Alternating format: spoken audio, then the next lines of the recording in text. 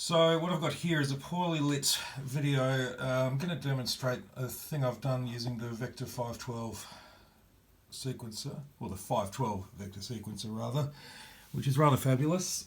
So I've got a few things going on. I've got a Circadian Rhythms by Tip Top sitting right next door, which has got a beat programmed into it.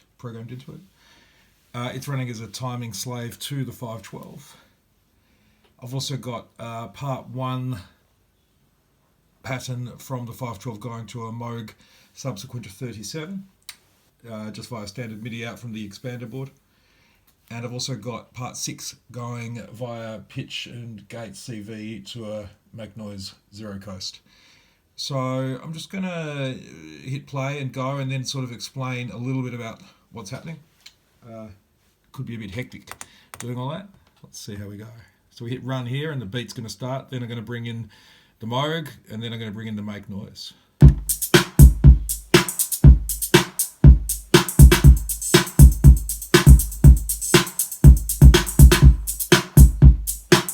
I'm in the mute menu now. When I push 1, part 1 is going to be enabled.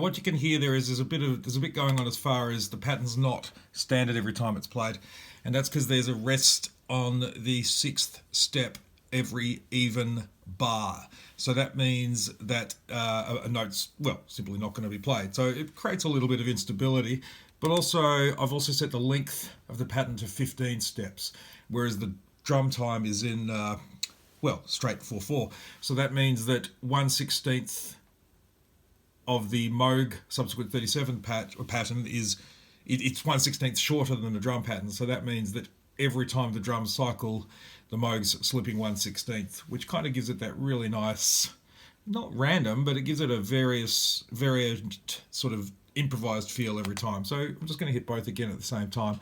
Don't bother trying to count it, you'll get lost.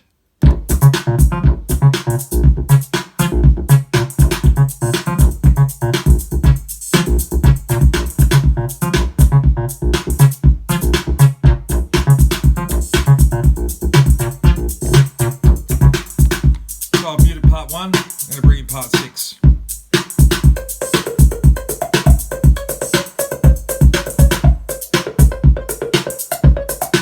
That's the Zero Coast by Make Noise, with a bit of a percussion sound.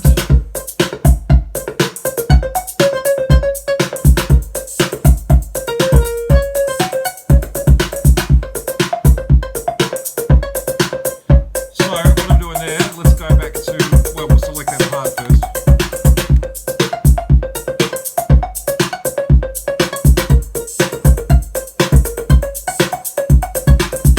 So what I've got here is the gates that are open for the notes per step. And if you watch carefully, please do, watch the LEDs along the bottom here, because that shows which direction that the pattern is running in. So I'm just going to, smack the table around and hit go.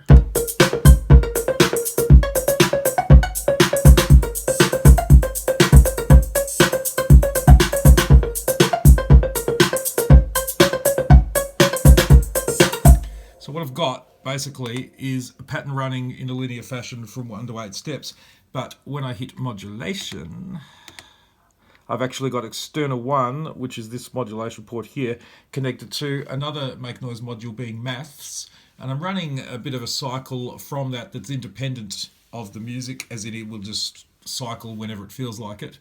And it is heading into modulation point 1 on the vector, and that's targeted to basically the direction. So target direction, source external 1.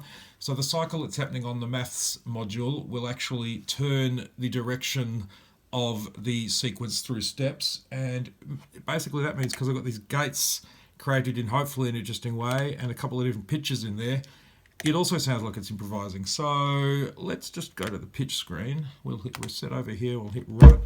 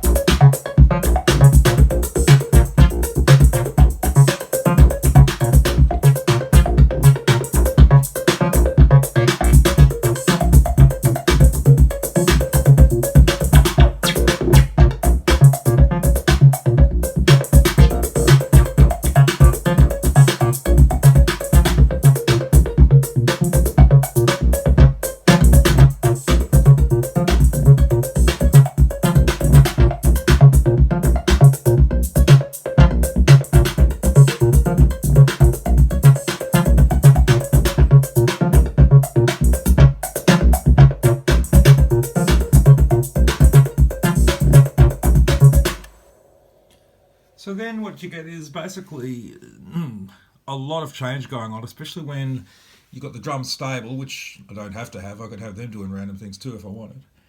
And when I say random, it's not really random. It's programmed within a set of parameters as to what it'll do. I'd say it's unpredictable rather than random, although that's probably not true either.